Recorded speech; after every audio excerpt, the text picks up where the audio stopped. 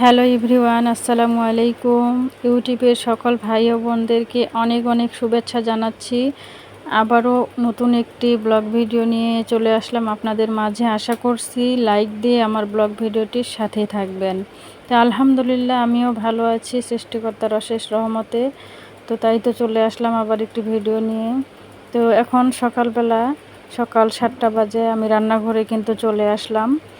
আর সকালবেলা আমার তো ওষুধ না খেলে হবেই না, খাওয়ার আগে আমাকে ওষুধ খেতে হবে। তো এখন অফ ক্যামেরাতে আমি কিন্তু রুটি বানিয়েছি, ডিম ভাজছি, পরোটা করেছি। তো বাচ্চাদের নাস্তা দিলাম। আমার বড় মেয়ে স্কুলে চলে যাবে আর আমার ছোট মেয়ে তো ছোটই আছে। তো ওদেরকে নাস্তা বানিয়ে আগে দিয়ে আসলাম ঘরে। তো ওরা ঘরের মধ্যে নাস্তা খাচ্ছে আর আমি কিন্তু 2টা পরোটা এখানে নিয়েছি খাওয়ার জন্য, ডিম ভাজি দিয়ে, আর একটা আম কেটে নিয়েছি। এখন চিন্তা করতেছি 2টা তো খেতে পারবো না, তাহলে একটা খাই। চিন্তা করতেছি 2টা পরোটা খেলে তো আম খেতে পারবো না, তাই একটা পরোটা রেখে দিলাম। রেখে দেওয়ার পরে আমি কিন্তু একটা পরোটা খেতে শুরু করলাম। তো ডিম ভাজি দিয়ে শুরু করেছি আর এদিক দিয়ে কিন্তু আমি চুলার মধ্যে ভাত বসিয়েছি। আর আমার হাজব্যান্ড তো এখনও ঘুম থেকে উঠেনি, ও তো একটু দেরিতেই উঠে। আমার রান্না বান্না সব কিছু কমপ্লিট হয়ে যায় তারপরে কিন্তু ও ঘুম থেকে উঠে।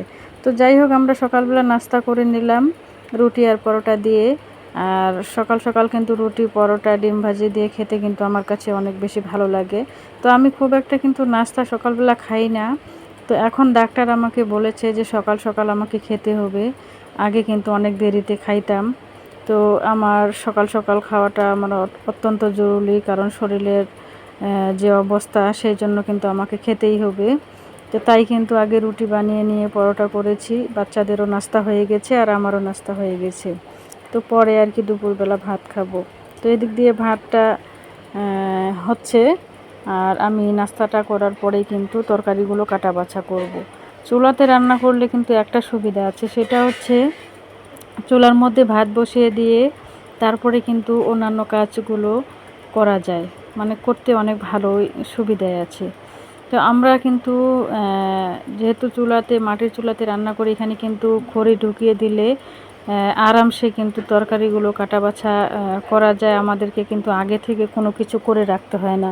তো আমরা কিন্তু ভাত বসিয়ে দেওয়ার পরেই তরকারি কাটা বাছা করি। যেহেতু এখন আমরা চাল কিনে খাই আর এখন তো অটো চাল, সেই ভাতগুলো কিন্তু সিদ্ধ হতে অনেকটা সময় লাগে, তাই কিন্তু কোনো সমস্যা হয় না। সেজন্য আমি আরামসে আগে নাস্তাটা করে নিচ্ছি। নাস্তাটা করে নেওয়ার পরে কিন্তু আমি তরকারিগুলো কাটা বাছা করব। তো আমি কিন্তু সব ভিডিও ক্যামেরার মধ্যে ধারণ করতে পারি না, তারপরেও আমার লাইফের কিছু কিছু সময়, কিছু কিছু মুহূর্ত আপনাদের মাঝে শেয়ার করি। তো ভিডিওর মাঝখানে এসে আপনাদেরকে অনুরোধ জানাবো, যে সকল ভাই ও বোনেরা এখন পর্যন্ত আমার ভিডিওর সাথে আছেন, এখনও লাইক দেননি, অবশ্যই ছোট্ট একটি লাইক দিয়ে ভিডিওটি কন্টিনিউ করবেন। আর যদি ভালো লাগে অবশ্যই সাবস্ক্রাইব করে পাশে থাকবেন। তো আমি কিন্তু সাধারণ একটা মধ্যবিত্ত পরিবারের হাউসওয়াইফ। তো আমার লাইফস্টাইল কেমন হবে, খুবই সাধারণ। আমরা সাধারণ সাদামাটাভাবে জীবনযাপন করি। তো সেটাই হচ্ছে আমাদের জীবন। আপনারা যেটা ক্যামেরার মধ্যে দেখতে পাচ্ছেন, এটাই হচ্ছে আমাদের ব্যক্তিগত জীবন। তো আমরা খুবই সাদামাটা ভাবে জীবনযাপন করি। আর আমরা কিন্তু খুব হাই কোয়ালিটি পরিবারের সদস্য না যে আমাদের দেখানোর মতো অনেক কিছু আছে। দেখানোর মতো আসলে কিছুই নেই।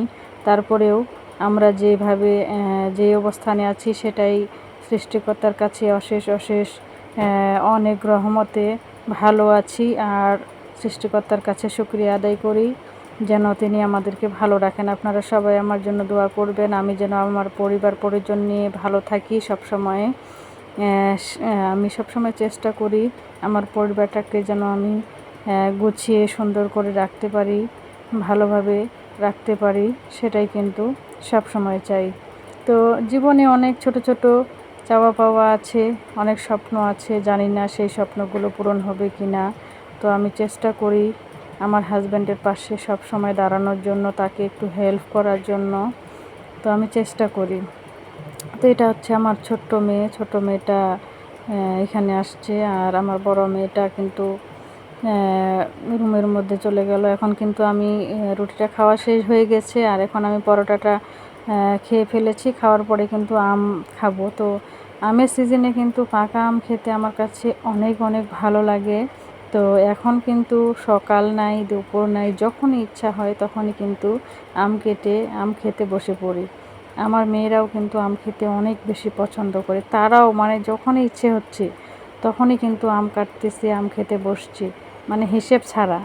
যখনই মনটা চাচ্ছে তখনই কিন্তু তারা আম খাচ্ছে। তো আমার হাজব্যান্ডও কিন্তু আম খেতে অনেক পছন্দ করে। ও কিন্তু আম, চিড়া, মুড়ি এগুলো কিন্তু দিয়ে খেতে অনেক বেশি পছন্দ করে। ও কিন্তু খাচ্ছে। তো এবারে সিজনে কিন্তু প্রচুর পরিমাণে আম খেয়েছি। এখনও প্রচুর পরিমাণে আম খাচ্ছি। তো চিন্তা করতেছি যতদিন আম থাকবে ততদিন খাই, যতটুকু খেতে পারি খাই। তো আম চলে গেলে তো আর আম পাবো না, পাবো কি? তাই কিন্তু সিজনের মধ্যে খাবো না তো কী করবো? তো কাঁঠাল তো খেতে পারি না খুব একটা, তো দু একটা খাই, তো বেশি খেতে পারি না। তো আম খেতে তো কোনো সমস্যা নেই, তাই আমটাই খাচ্ছি। তো এখনকার নাস্তার রুটিনে কিন্তু সবসময় আমটা কিন্তু থেকেই যাচ্ছে।